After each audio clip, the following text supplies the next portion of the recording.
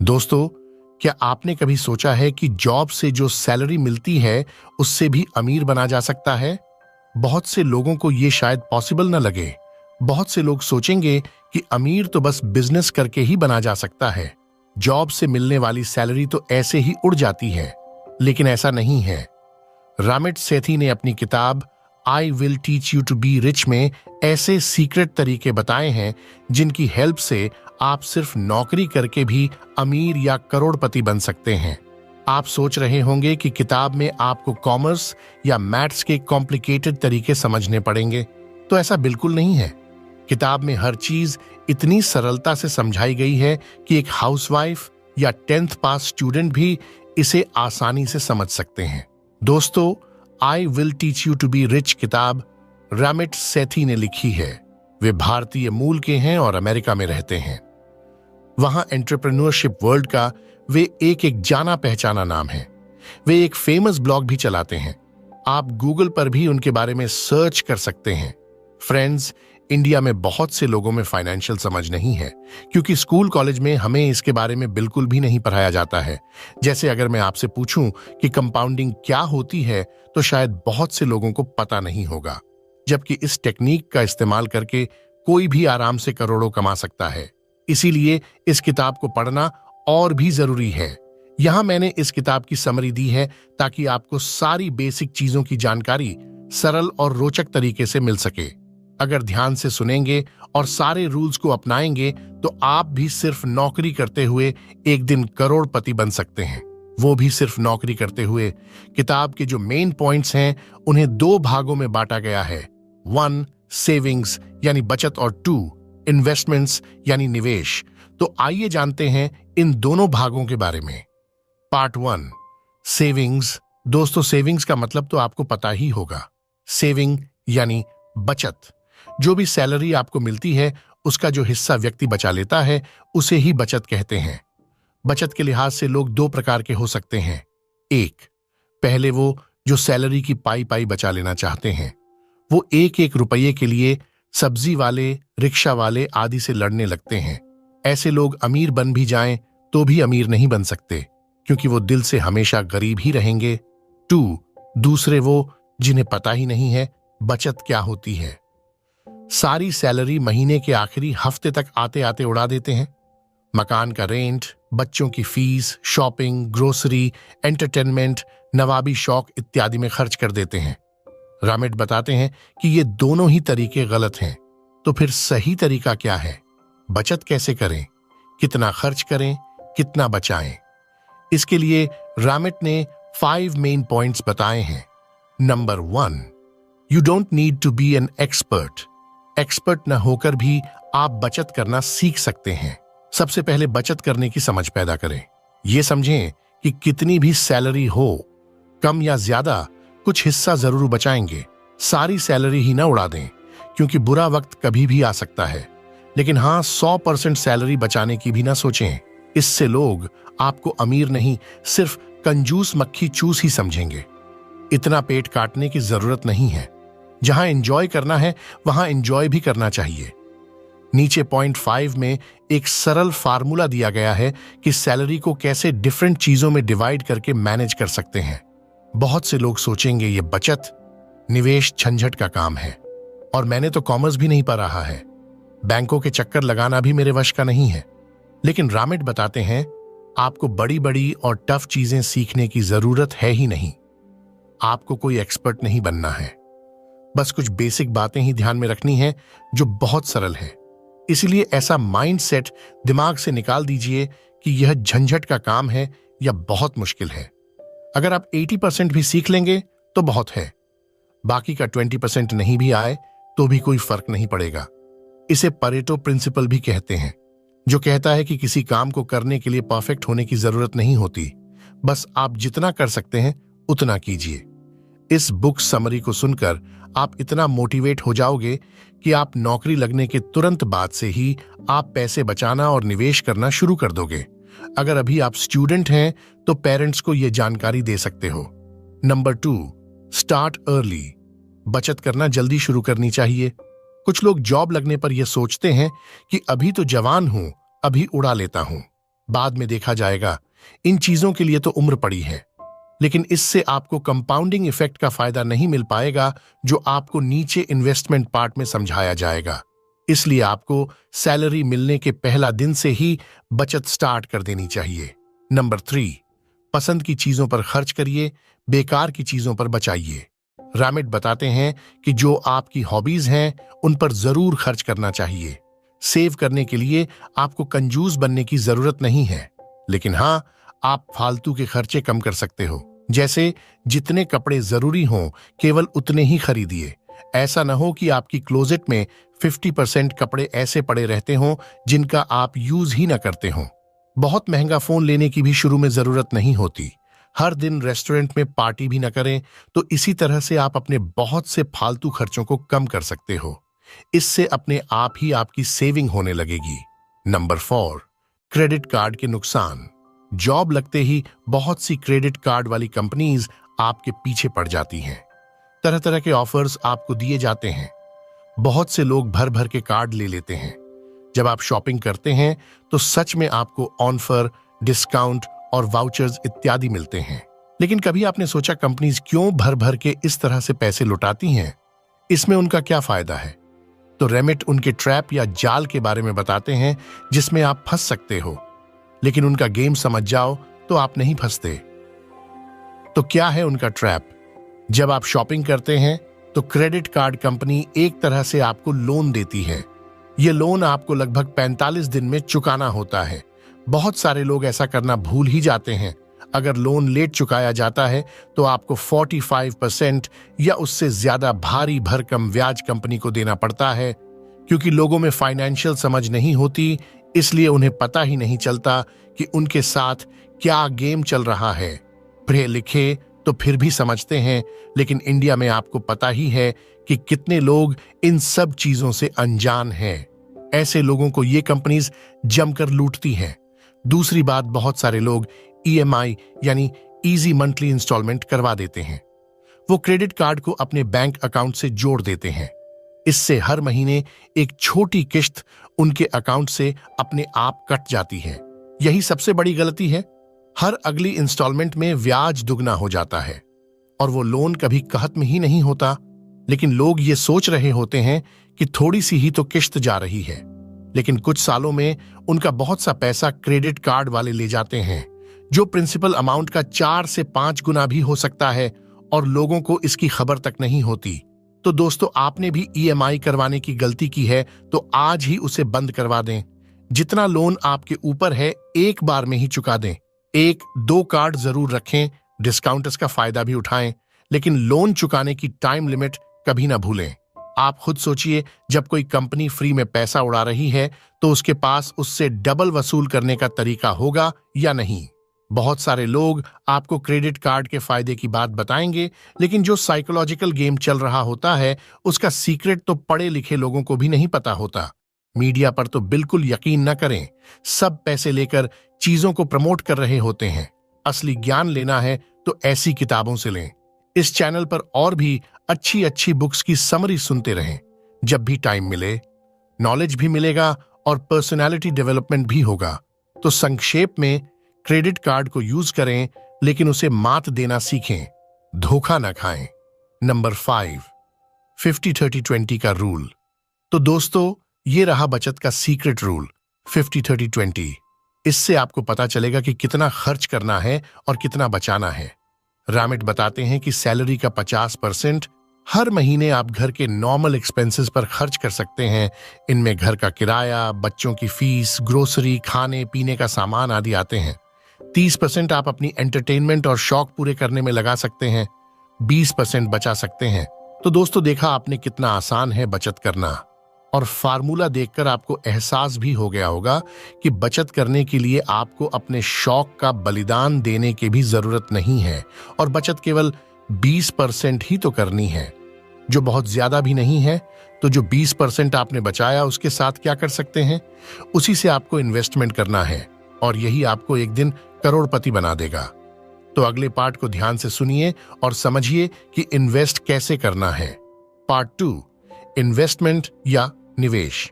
Number 1, fixed deposit FD versus savings account. बहुत से लोग अपना पैसा सेविंग्स अकाउंट में ही पड़ा रहने देते हैं। इससे उन्हें बहुत सा नुकसान होता है। ऐसा वे इसलिए करते हैं क्योंकि या तो उन्हें फाइनेंशियल समझ नहीं है या फिर वो बहुत आलसी हैं। बैंक जाना झंझट का काम समझते हैं। तो दोस्तों, अगर आप भी ऐसा करते हैं तो आज ही जाग जाइए। आप पैसे सेविंग्स अकाउंट में न रखें बल्कि एफडी करवा दें। सेविंग्स अकाउंट में उतना ही पैसा रखें जितना आप महीने में खर्च करते हैं। सेविंग्स अकाउंट में पैसे रखकर आप अपना काफी नुकसान करते हैं। सेविंग्स अकाउंट में सिर्फ 4% ब्याज मिलता है जबकि एफडी में 6%। सीनियर सिटीजन्स को तो इससे भी ज्यादा। तो आप खुद सोचिए आपको किसमें ज्यादा फायदा मिलेगा। मान लीजिए कोई आदमी सेविंग्स अकाउंट में 1 करोड़ रुपए रखता है तो 1 साल में उसका ब्याज बनेगा 4 लाख, लेकिन उसी पैसे की एफडी करवा देगा तो मिलेंगे 6 लाख, यानी सीधा सीधा 2 लाख का अंतर। तो देखा आपने, बैठे बिठाए वो आदमी बिना कुछ किए एफडी से 2 लाख ज्यादा कमा लेगा। अगर आपको ये बात समझ आ गई तो हमेशा एफडी करवाएं। हर महीने की 5 तारीख को जिस पैसे की जरूरत ना हो उसकी एफडी करवा दें। ऐसा रूल बना लें और इससे आपको डेट का भी कंफ्यूजन नहीं रहेगा। महीने में 1 दिन का ही तो काम करना है। एक डेट रख लेने से आपको ये झंझट नहीं लगेगा। और नेट बैंकिंग करते हैं तब तो और भी आसान है। बैंक जाए बगैर ऑनलाइन मिनटों में एफडी करवा सकते हैं। बैंक की ऐप से भी कर सकते हैं। एफडी की कोई लिमिट भी नहीं है। 7 डेज, 1 मंथ या 5 साल, अपनी जरूरत के हिसाब से तरह तरह की एफडी करवा सकते हैं। अगर आपका बैंक सुविधा देता हो तो सेविंग्स अकाउंट को फ्लेक्सी अकाउंट में कन्वर्ट करवा लें। इससे आपका पैसा एक लिमिट के ऊपर अपने आप ही एफडी में बदल जाता है। तो दोस्तों, झिझक छोड़िए और बैंक जाइए और आज ही अपने पैसे को ठीक से मैनेज करिए। बैंक के लोगों का तो ये काम है, उन्हें इसी बात की सैलरी मिलती है। Number 2, public provident fund. बहुत सारे लोगों को इस फाइनेंशियल टूल के बारे में पता ही नहीं है। पता भी हो तो इसे ठीक से यूज करना नहीं जानते, जिससे उन्हें मैक्सिमम फायदा नहीं मिल पाता। पीपीएफ का मतलब है पब्लिक प्रोविडेंट फंड। इसका अलग से अकाउंट एसबीआई जैसे बैंक में कोई भी खुलवा सकता है। नंबर 2, दूसरी बात, आप ये ना सोचें कि मैं हर महीने 1000 से 2000 रुपये डाल दूंगा। यही गलती बहुत से लोग करते हैं। आपको सारा 1.5 लाख 1 अप्रैल को ही डालना चाहिए, क्योंकि तब से ब्याज लगना स्टार्ट होगा, वो भी 1.5 लाख की बड़ी अमाउंट पर। 1000 पर तो ब्याज बहुत कम लगेगा, जिसकी वजह से पूरा फायदा नहीं मिलेगा। ऊपर जो कैलकुलेशन की थी वो 1.5 लाख के अकॉर्डिंग ही थी। तो दोस्तों, कैसे भी करके 1 अप्रैल को 1.5 लाख आप पीपीएफ में डिपॉजिट करवा दें। 1 अप्रैल से नया फाइनेंशियल ईयर शुरू होता है। इससे आप सारे साल की टेंशन से भी मुक्त हो जाएंगे और एक बार करने की वजह से यह आपको कुछ भी झंझट का काम नहीं लगेगा। एक बार पैसा डाल दीजिए और भूल जाइए। बाकी समय लाइफ को एंजॉय करिए। सारा सिस्टम ऑटोमेशन पर चलने दीजिए, लेकिन एक बार तो सेट करना ही होगा। 3, क्योंकि पीपीएफ की अपर लिमिट 1.5 लाख ही है, तो आप अपनी वाइफ का भी अकाउंट खुलवा दें। आपका प्रॉफिट दुगना हो जाएगा। मतलब 15 साल में दोनों का 45 लाख मिलाकर 90 लाख मिल जाएगा। 18 साल से ऊपर के बच्चों का भी किया जा सकता है। अगर स्टूडेंट हैं तो मम्मी पापा का खुलवा दें। उन्हें यह जानकारी दें। ये वीडियो उनके साथ शेयर करें। दोस्तों, अब आपको जल्दी स्टार्ट करने की वैल्यू समझ आ रही होगी। अगर कोई 30 साल में पीपीएफ स्टार्ट करता है तो 15 साल होते होते उसकी उम्र 45 की हो जाएगी, तो 45 लाख उसे 45 की उम्र में मिलेंगे। लेकिन अगर कोई 20 के एज में करता है तो 35 साल के एज में ही 45 लाख बना लेगा। लेकिन अगर आपकी उम्र ज्यादा भी है तो भी कुछ नहीं बिगड़ा है। कभी नहीं करने से देर से करना फिर भी सही है, और बुढ़ापे में पैसे की जरूरत ज्यादा होगी। तो दोस्तों, आप भी देर मत कीजिए। हेजिटेशन छोड़िए और बैंक चले जाइए। जितना जल्दी पीपीएफ खुलवाएंगे उतना ही फायदा होगा। Number 3, NPS. दोस्तों, एनपीएस का मतलब है नेशनल पेंशन स्कीम। आपको पता ही होगा कि सरकार आगे से पेंशन देना बंद कर देगी। एनपीएस के काफी फीचर्स पीपीएफ जैसे ही हैं। आप इसमें कुछ अमाउंट इन्वेस्ट करते रहते हो, लेकिन इसमें आपको आपके प्रिंसिपल अमाउंट के अनुसार हर महीने पेंशन मिलती है। इसके 40% हिस्से पर इनकम टैक्स नहीं लगता। तो सरकारी वेबसाइट पर इसके बारे में पढ़िए और स्कीम ले लीजिए। आप SBI या दूसरे बैंक में इसका अकाउंट खुलवा सकते हैं। Number 4, mutual funds. दोस्तों, आप हर महीने कम से कम 1,000 से 2,000 रुपए किसी अच्छे म्यूचुअल फंड में लगा सकते हैं। इसे SIP यानी सिस्टमैटिक इन्वेस्टमेंट प्लान कहते हैं। म्यूचुअल फंड्स जिसे AMC यानी एसेट मैनेजमेंट कंपनी मैनेज करती है, आपके पैसे को शेयर मार्केट में या बॉन्ड्स में लगाते हैं। इनसे आपको 12 से 15% के लगभग ब्याज मिल जाता है, जो बाकी फाइनेंशियल इंस्ट्रूमेंट से ज्यादा होता है। इसमें आप हर साल मैक्सिमम 1.5 लाख रुपए डाल सकते हैं। ये पैसा 15 साल तक ब्लॉक रहता है, यानी 15 साल तक आप इसे निकाल नहीं सकते। लेकिन यही फायदे की बात है जो मैं आपको आगे बताऊंगा। दोस्तों, आपको बता दूं कि PPF और PF दोनों अलग अलग होते हैं। PF सरकारी कर्मचारियों का ऑटोमेटिकली बन जाता है। यहां मैं PPF की बात कर रहा हूं। PPF ऐसा टूल है जिससे आप करोड़पति बन सकते हैं, क्योंकि ये टूल आपको कंपाउंड इंटरेस्ट यानी चक्रवृद्धि ब्याज देता है, जो कोई और टूल नहीं देता। बाकी सब में आपको केवल सिंपल इंटरेस्ट मिलता है। दूसरा, ये आपको 10% से ज्यादा का ब्याज देता है, जो FD से बहुत ज्यादा है और कहीं भी इतना ब्याज नहीं मिलता। ब्याज की दरें घट बढ़ सकती हैं। यहां समझने के लिए मैंने एवरेज रेट ली है। तो आइए पहले कंपाउंड इंटरेस्ट या कंपाउंडिंग के बारे में समझते हैं कि यह क्या होता है। मान लीजिए आपने 1 लाख PPF में डाले। इस पर आपको 10% की रेट से ब्याज मिलेगा, तो 1 साल बाद आपका ब्याज होगा 10,000 रुपए। आपका टोटल पैसा हो जाएगा 1,10,000 रुपए। अब अगले साल आपको इस अमाउंट पर 1,10,000 रुपये ब्याज लगेगा, ना कि 1 लाख पर। ऐसा हर साल होता जाएगा। अगर यही पैसा आप FD में डालोगे तो हर साल आपको ब्याज 1 लाख पर ही लगता रहेगा, न कि बढ़े हुए पैसे पर। इसे सिंपल इंटरेस्ट कहते हैं। आप सोचेंगे फिर FD क्यों करनी है, PPF ही कर लेते हैं। लेकिन जैसा पहले बताया, PPF में हर साल 1.5 लाख से ऊपर जमा ही नहीं कर सकते, नहीं तो सरकार कंपाउंड इंटरेस्ट देते देते लुट ही जाएगी। अब आपको तरीका बताता हूं जिससे आप PPF का पूरा फायदा उठा सकें। आप हर साल 1 अप्रैल को PPF अकाउंट में 1.5 लाख डालना स्टार्ट करें। ऐसा 15 साल तक करें। तो आइए देखते हैं 15 साल बाद आपको कितना पैसा मिलेगा। 1.5 लाख आपने 15 साल तक जमा करवाया, तो इससे आपकी टोटल इन्वेस्टमेंट हुई 22,50,000 रुपये। इस पर आपका ब्याज बना 21,10,517 रुपये। 15 साल बाद आपको टोटल मिलेगा 43,60,517 रुपये। है ना जादू? आपका पैसा लगभग डबल हो जाएगा, वो भी बिना कुछ खास किए। और मजे की बात यह है, इस पर कोई टैक्स भी नहीं लगता। अगर आप इसी पैसे को 25 साल तक रखेंगे तो यह 1 करोड़ के ऊपर चला जाएगा, और अवधि ब्याज बढ़ा देंगे तो और ज्यादा हो जाएगा। अब दोस्तों, 2 बातें जान लीजिए। नंबर 1, बहुत से लोग सोचेंगे कि यार 15 साल के लिए पैसा कौन ब्लॉक करेगा। यही गलत माइंडसेट आपको बदलना होगा। इसे ही फाइनेंशियल समझ कहते हैं, जो अमीर लोगों में ज्यादा होती है। आप पीछे मुड़कर देखिए। अगर आप 25 साल के हैं तो क्या आपको पता चला कि ये 25 साल कैसे बीत गए? ऐसे ही आपको 15 साल का भी पता नहीं चलेगा और 35 का भी नहीं। ये तो सोचिए 15 साल बाद आपको कितना पैसा मिलेगा। लेकिन इनमें रिस्क भी होता है, इसलिए पहले अच्छे से इनके बारे में पढ़ लें या कोई ऑनलाइन कोर्स कर लें। किसी अच्छे ब्रोकर से भी करवा सकते हैं, लेकिन ब्रोकर कमीशन चार्ज करता है, जिससे फायदा कम हो जाता है। आजकल आप बड़ी आसानी से ऑनलाइन भी म्यूचुअल फंड में इन्वेस्ट कर सकते हैं। इसके लिए ज़ीरोधा बेस्ट ऐप मानी गई है। इस ऐप से इन्वेस्ट करने पर ब्रोकरेज भी नहीं लगता। म्यूचुअल फंड्स के लिए आपको डीमेट अकाउंट खुलवाना पड़ता है, जो आप ज़ीरोधा से ऑनलाइन खुलवा सकते हैं। आप अपने बैंक में जाकर भी खुलवा सकते हैं। ज़ीरोधा ऐप से करेंगे तो बैंक जाने का झंझट भी नहीं रहेगा और ब्रोकर का कमीशन भी नहीं देना पड़ेगा। Number 5, stocks, shares. अगला इन्वेस्टमेंट टूल है स्टॉक्स या शेयर्स।